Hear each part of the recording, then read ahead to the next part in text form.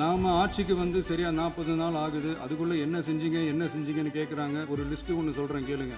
பெண்கள் பாதுகாப்புக்காக சிங்கப்பெண் சிறப்பு படை, 200 யூனிட் வரை கட்டணமில்லா மின்சாரம், போதைப் பொருள் ஒழிப்புக்காக தனிப்படை, குறுவை நெல் சாகுபடியை ஊக்குவிப்பதற்காக 134.83 கோடி சிறப்பு தொகுப்பு திட்டம், வழிபாட்டு தலம், ஸ்கூல், பஸ் ஸ்டாண்டுன்னு அதுக்கு பக்கத்தில் இருக்கிற 717 மதுபான கடைகள் மூடப்பட்டன.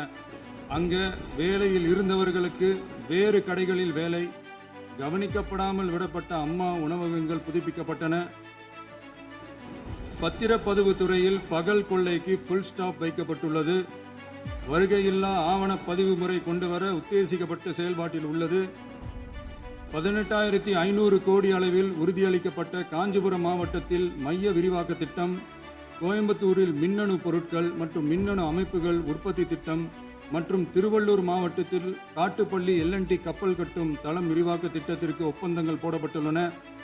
அனைத்து நிர்வாக நடவடிக்கைகளும் மின்னணு முறையில் மாற்றம் கொண்டு வர நடவடிக்கை எடுக்கப்பட்டு வருகிறது.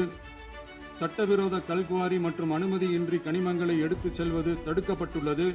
பல்வேறு குவாரிகள் சீல் வைக்கப்பட்டுள்ளன. கனிமங்களை கண்காணிப்பது, எல்லைகளை நிர்ணயிப்பது மற்றும் ஆளில்லா விமானம் மூலம் அளவீடு செய்வது போன்றவற்றை செயல்படுத்துவதற்கான பணிகள் மேற்கொள்ளப்பட்டு வருகின்றன.